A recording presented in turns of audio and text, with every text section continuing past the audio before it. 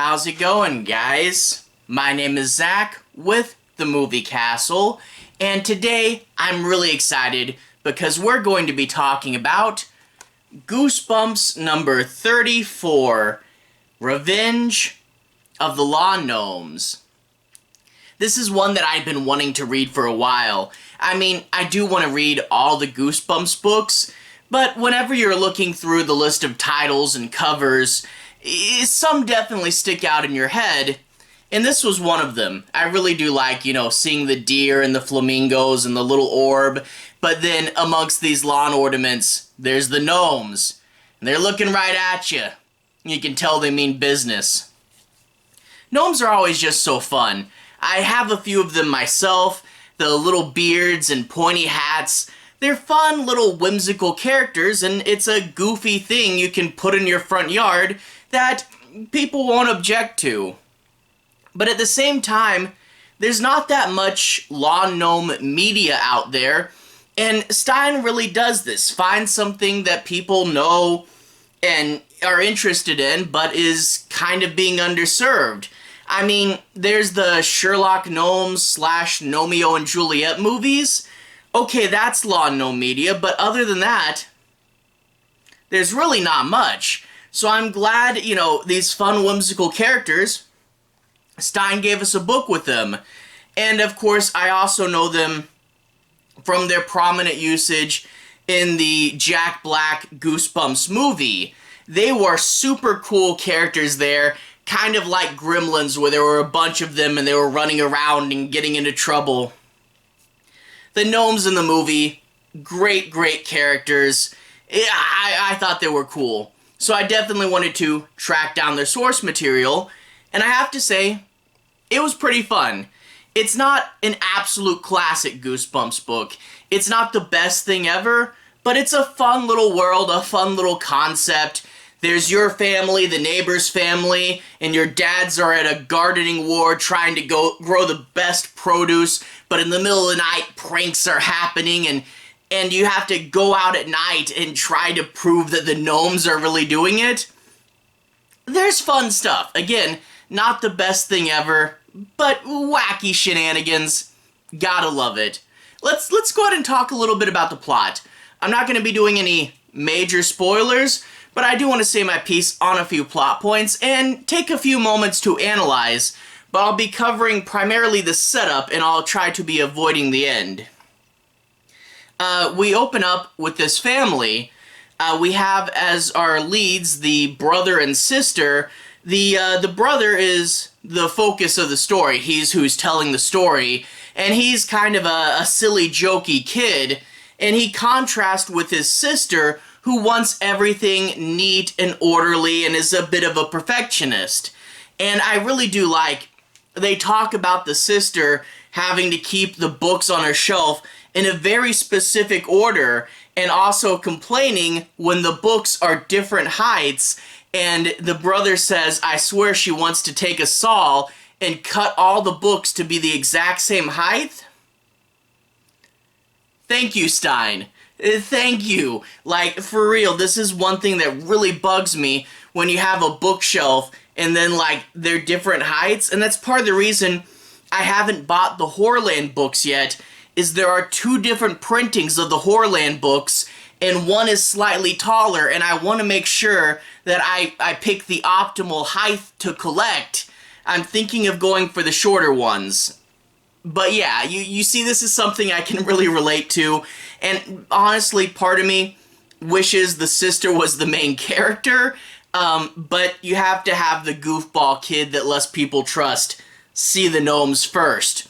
Anyway, our third character is Moose. Moose is the neighbor's kid, and he's even more extreme than the brother is. He's kind of into roughhousing, a little bit too in your face, and he'll, go and smash the ping pong balls for fun and stuff like that. Yeah, a big goofball. So you have these three characters and their parents, and the dads are in a gardening war. And it's one thing that I didn't suspect with this book, but in retrospect, really should have. It's a garden gnome book, a lot of the plot's going to be about gardening. The two dads have their prized vegetables. The main character's dad is growing tomatoes, and the other one is growing cassava melons. And boy, do they go on about cassava melons and how they're not supposed to grow here, but he's going to win the garden contest. And the two have a bit of a rivalry. Well, after successfully, I think they like kill some bugs, and the dad decides to celebrate and was like, let's go buy another lawn ornament, and that instantly causes the sister to groan. The dad is kind of addicted to lawn ornaments and has all this stuff scattered around the yard. The daughter thinks it's tacky, and he likes to dress them up in costumes for the different holidays.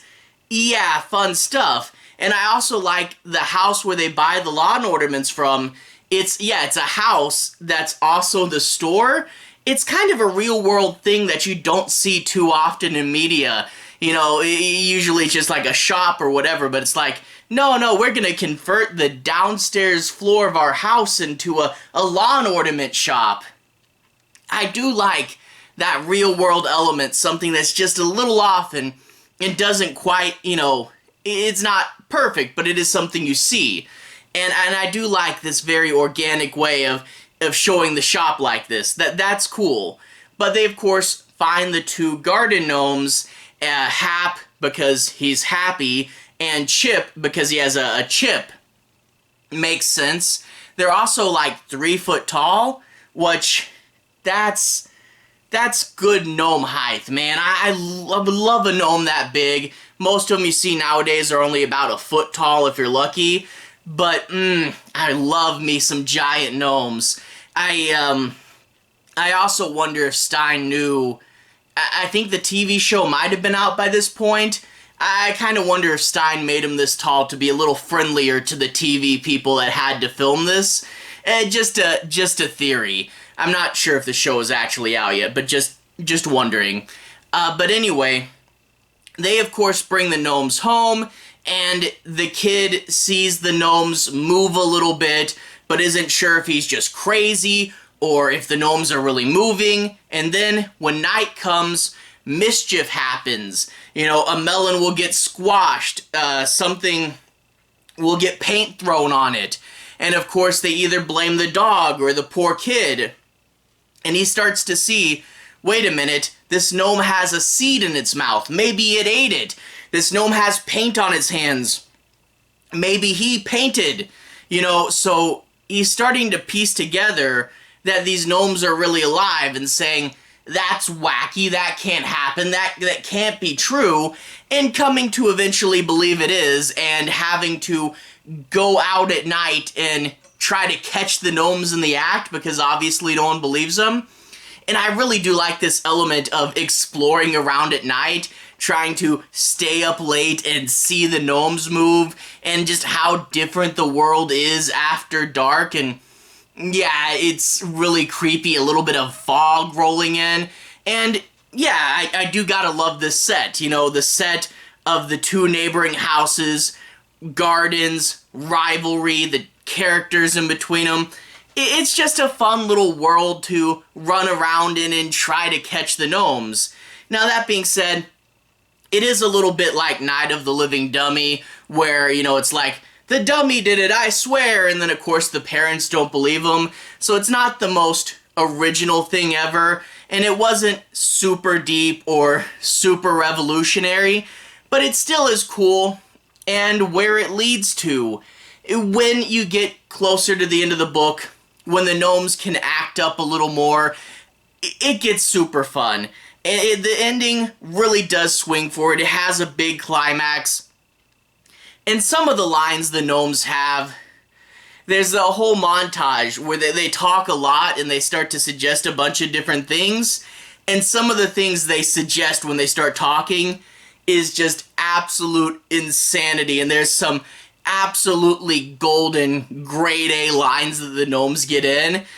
I don't want to spoil them, but the ending of this book is really fun and really does swing for it. Gotta love it. Anyway, like I said, not an absolute classic, but a ton of fun, and I can definitely recommend this one. Gotta love garden gnomes. Anyway, to everyone who's watched so far, thank you for watching. To everyone who's liked and subscribed, thank you. You really are helping the channel out. I'll leave a relevant playlist on the bottom. This should be my R.L. Stine playlist, where you can see me talk about both Goosebumps books and Fear Street. I also covered a few other things like Zombie Town and Stuff of Nightmares, R.L. Stine's new comic. Some cool stuff there. And actually, there is a sequel to this book in the Most Wanted series, Planet of the Lawn Gnomes. I really need to read that one. Hopefully I'll get to that soon. Anyway, have a good day. I'll see you guys again very, very soon. Stine playlist on the bottom. Have a good day now.